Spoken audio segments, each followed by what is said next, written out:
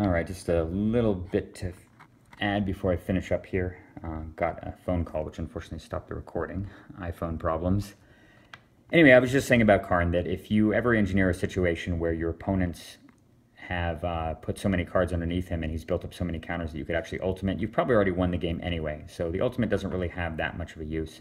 But the +4 ability makes him so big and fat and juicy that he can often just soak up damage and requires an answer from your opponent. They're just going to throw all their resources at trying to kill him. Plus, he's got the ability to exile any permanent in play.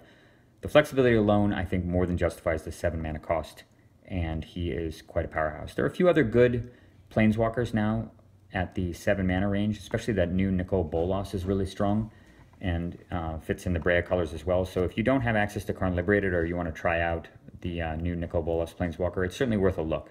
I haven't determined which one is better, but for the time being, I'm using Karn. And Mighty Mind Twist. The deck only actually has 2 X spells in it currently. This is one of the 2. And yeah, this card has been destroying hopes and dreams since 1993.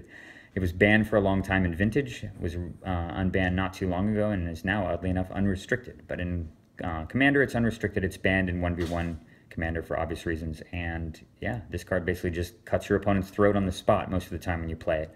They always have to take into account, if you draw Mana Drain earlier or some accelerators, you can just wipe them out turn 3, turn 4 with it. And there aren't too many cards in the format that do that all by themselves. Mind Twist is super, super powerful. Certainly one of the best and most powerful black cards ever printed. Last card, guys. Rolling Earthquake. Another white-bordered Portal 3 Kingdoms thing that I acquired about three weeks or less before they announced from the Vault's Annihilation and printed a black border foil version of Rolling Earthquake. So I've got the white border one still. Love this card, though.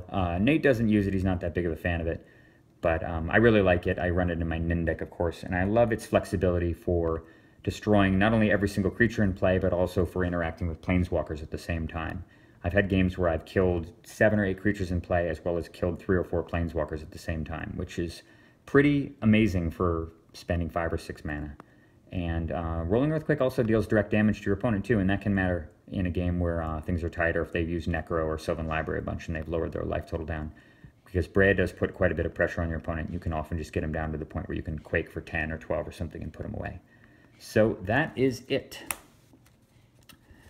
99 cards of goodness plus Breya.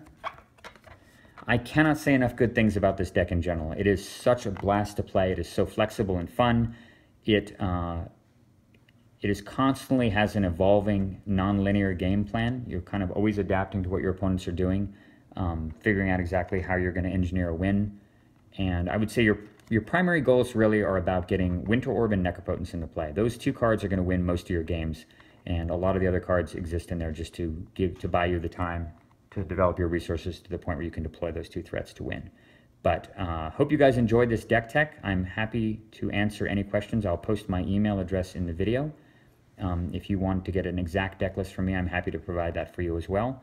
And of course, I'm open to any suggestions that people might have about cards that they think might work well in this deck that I'm not necessarily considering. Thank you so much for watching, and I hope to have more deck techs for you guys soon. Take care.